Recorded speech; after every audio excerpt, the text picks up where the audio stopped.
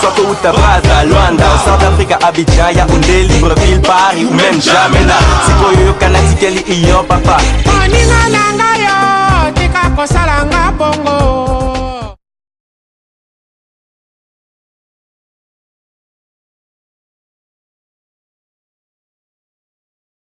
We have on top of the Congo a leadership that is not taking care of the national interests of Congo, the way we learn here in the US. So in this position, with all the victory saved in Eastern Congo today, I'm afraid we can go back very next week, as we just said, that the information was passed on the other side, and the M23 coming back again and regain the ground because of the lack of security clearance process in Congo. We need to work it out. So I'm planning again to run for 2016 election.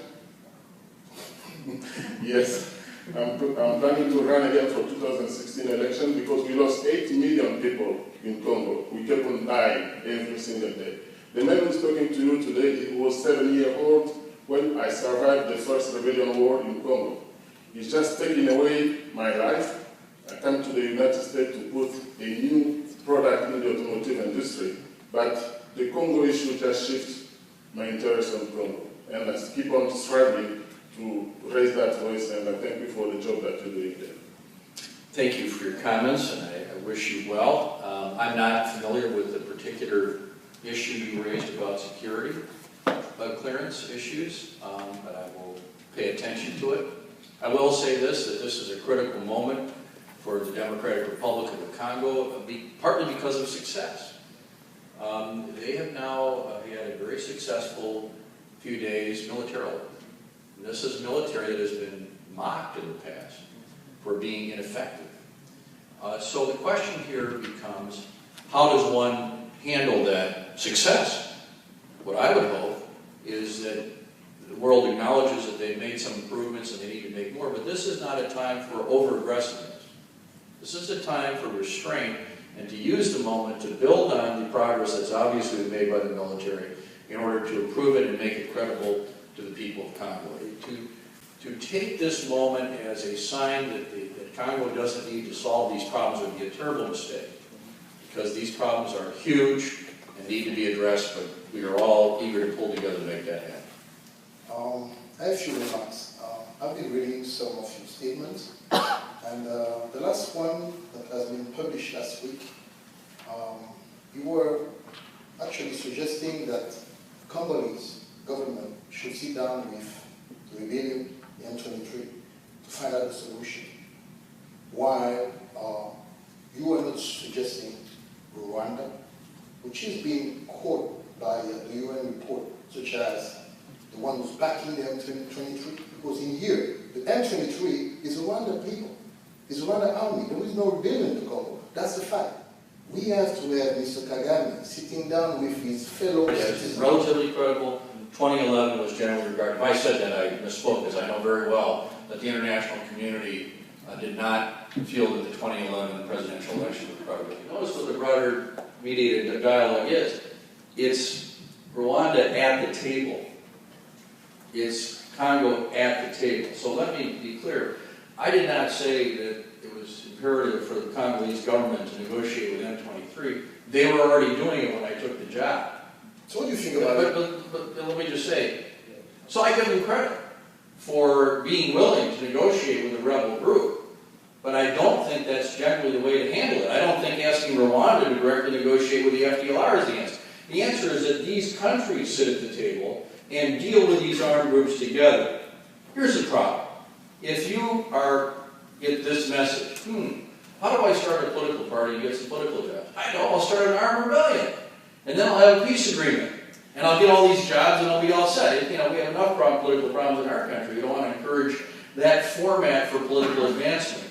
So I think the sovereign nations need to be at the table and push on these groups. So I think I'm being even-handed in terms of not saying that Congo should negotiate with the M23. I'm pleased they are, and I think it's going to work to a positive end. But as a general rule, that's not going to work very well, because you're going to have every time one of these groups pops up, you're going to have a country that's trying to actually enforce its laws, negotiating at the table. It was quite a sight to see. There I was in Kampala, sitting in a room, foreign minister of Congo, head of the intelligence in Congo, myself, Mark Kobler, the facilitator, and the two leaders of the rebel movement. Now, generally, countries don't like to give that kind of credibility to an armed group that's trying to undo them. So I accept it for this context, but I think for the broader context, we should have internationally supported process with the countries involved. Thank you. You bet. The FDLR flee from the genocide to go to the Congo. Not only those people flee to the Congo, but the UN asked Mobutu at that time to open the border to receive all those people. Since 1997, with Kabila's father came to power, it was backed up by Rwanda. And Rwanda have been still in the Congo since then. The mission that they came to the Congo, so-called, to try to kill all those genociders that flee from Rwanda. And Rwanda army still in the Congo state now. It's really a big concern. The UN expert report stated that I cited that specifically, yeah. It's armed, it's trained, it's doing everything in the Congo. As a Congolese American would say down here, see what our government is doing. You're just saying, okay, it's not almost 1 million people dead in the genocide of Rwanda. But now, we're going over 6 million people dead in Congo. Why those 900 people should be more human beings than the 6 million people that died? So this is one of the reasons that I decided to take on this position. I remember that working on Darfur a few years ago, I was one of the senators that took the lead on this, and we had a new senator come in, and I was able to recruit him, and it kind of helped. His name was Barack Obama. We had bipartisan support. But I started saying to people, as horrible as what has happened in Darfur, do you have any idea the level of death and destruction that's going on in Eastern Congo? Part of the problem is a lot of us in this country don't even know what these countries are. So the first step is to help all of us understand what the Great Lakes are. You understand that when I got this job, some people asked me if I was going to be checking water levels in Lake Michigan. That's the Great Lakes. And my favorite place in the world is Lake Superior, but these are magnificent lakes, but including me, coming into the United States Senate at age 39, supposedly pretty well educated, I didn't know anything about any Great Lakes in Africa. So until we know where a place is, we can't comprehend the tragedy in such a place. And so that's part of our job, and you're doing a good job here today of highlighting that the level of death and destruction in this place is one of the largest tragedies ever. It's not an exaggeration. Ever. Anyway. Thanks. Hi, Senator. Thank you very much for coming here. My name is Anais Kanimba. I'm a sophomore, I'm a junior in the college studying biology and global health. My first question is about the refugees in Eastern Congo, the Rwandan refugees, and the genocide that you've talked about. Have you had a chance to talk to President Kabila and President Kagame about the situation and how we're going to bring them back to Rwanda and the truth and reconciliation issue in Rwanda?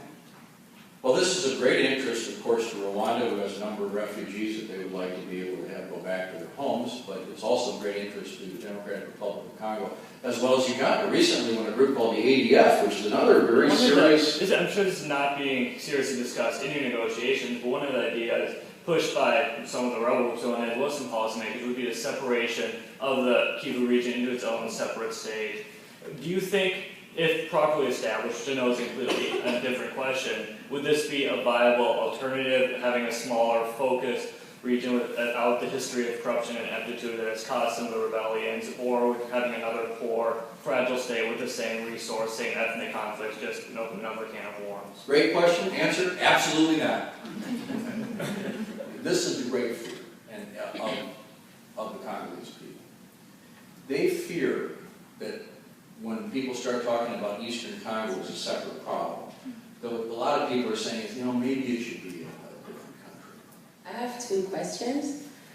Last year, the United Kingdom reconsidered its help to Rwanda after United Nations report stated that the Rwanda defense minister was supporting the M23 in the DRC. So I would like to know what is the U.S. going to do in regard to Rwanda's support of the M23, and in regard to the framework of hope. It has been also alleged by a report by Human Rights Watch that Rwanda is harboring a war criminal, including Laurent Kunda. So what are you going to do to pressure Rwanda and make sure that they are, I guess, committed to the development of the region? Well, this is one of the most important aspects of this problem. And frankly, it relates to the relationship between the United States and Rwanda. Let me be clear that my goal in this process is not to change the fact that we consider Rwanda a friend and a success story. But that doesn't mean we don't say what we think. And you must have realized and noticed that in the last few months, the United States has taken the lead, which is difficult given our relationship with the country. Difficult because of what Rwanda's been through. But we have been direct in saying, both in Kigali and throughout the world, that we are concerned about the reports, credible body of reporting, including, as you said, by the Human Rights Watch and also by the interim report of the group of experts of the United Nations, that there has been support for Rwanda for M23. I've said this personally. President Kagame, he of course disagrees with me, but we have been consistent in saying that. And recently we took it up a notch pursuant to legislation. Now I'm on the other side of that, and I was a co-sponsor of that bill, and I see the timing of things isn't always exactly when senators make bills, the timing isn't always perfect. But the fact is that, and this was a tough moment for us and for Rwanda, 10 countries were listed as having been involved in supporting or recruiting child soldiers. And Rwanda was one of those countries, and it was not given a waiver. It was one of 3 countries that did not get a waiver because of our concern. Not that the Rwandan military itself does this, but that there was involvement in recruiting child soldiers. Now, this was a very difficult message. But our goal is that Rwanda not support any armed groups, that none of the countries in the region support armed groups, and that we not have to say that anymore. Because much of what Rwanda has done is very positive. And we expect a long-term good relationship with the country, but this problem has to be resolved. For several reasons, but first I was really pleased because the whole issue of legitimacy when you are having these kinds of talks matters, and getting all of the people at the table, both the Western community, the P5, as well as all the representatives in the region, is really important. I remember that when I think it was 97, when they were doing the big table talks just before the African Union was rolling out. They did a lot of good by bringing all the finance ministers and foreign ministers together in Europe for the big table talks. Legitimacy, AU, there at the table. Do you expect that these are going to have that kind of legitimacy by having both the UN representation, P5, as well as each one of all of the regional players at the table? This is the critical thing, Professor, and the most important thing to say is this is only relevant if the African nations want to do this. This isn't an idea from the UN or the United States. If this is not the way that these countries and these interests want to resolve the problem, forget it. Now, having said that, I began the conversation about this with Paul Kagame. I asked him what he thought, and he told me how he thought maybe it would work. Then I went to Mr. Kabila. Then I went to Burundi, Mr. Nkurunziza.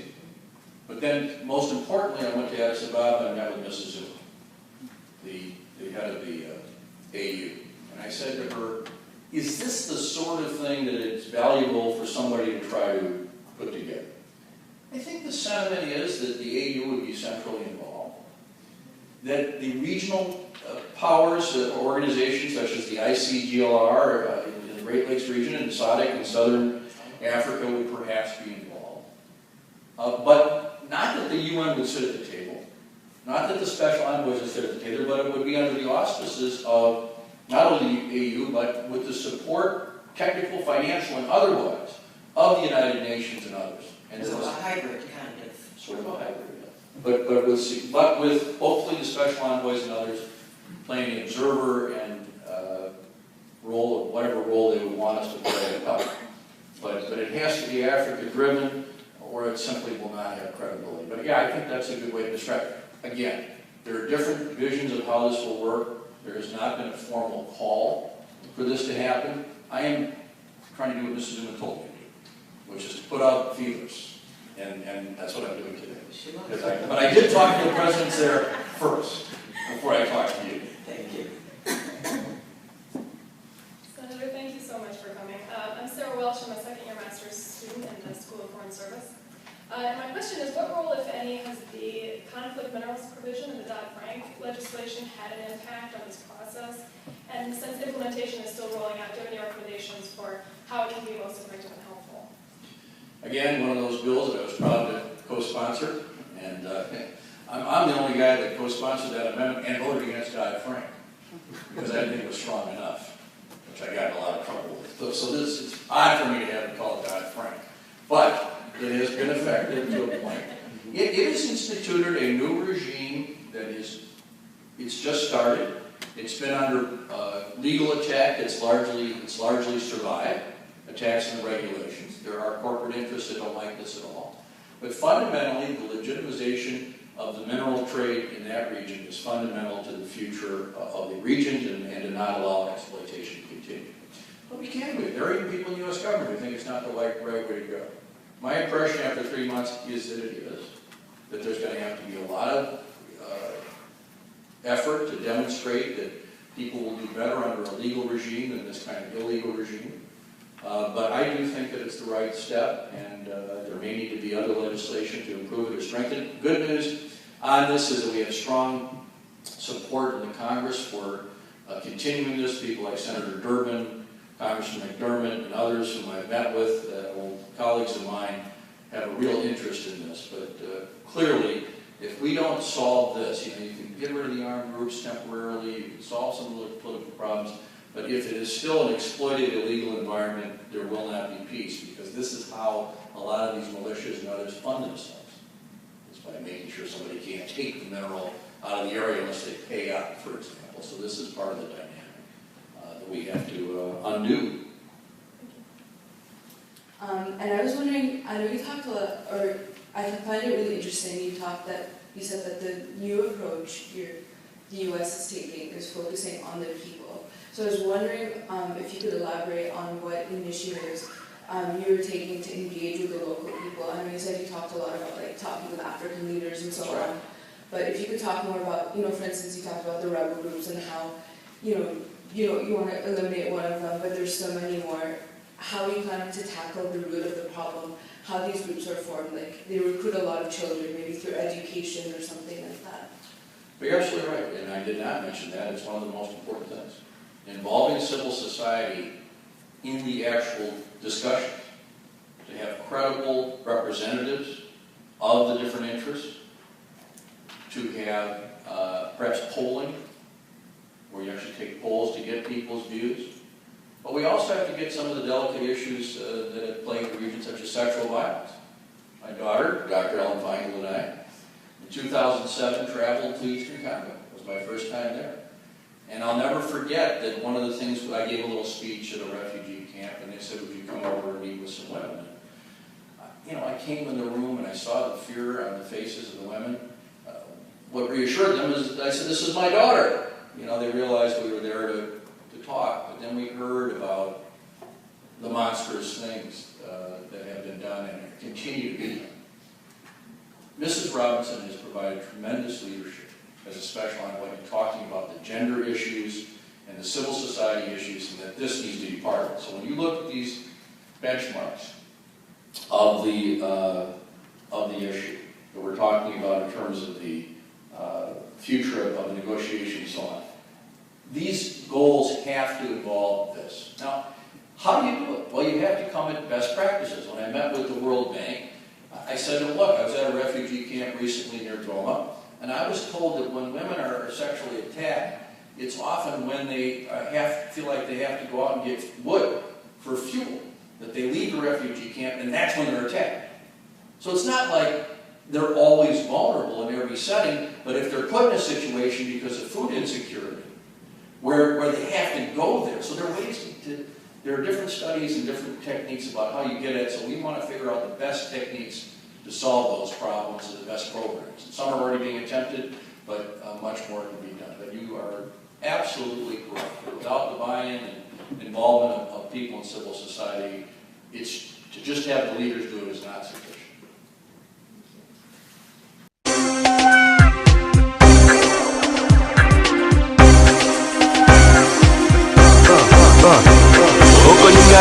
Soit au Utabaza, Luanda, South Africa, Abidjan, Yaoundé, Libreville, Paris ou même jamais là. Sikoyo Kanati Kelly Iyo Papa. Oninga nanga yo, tika kosalanga bongo.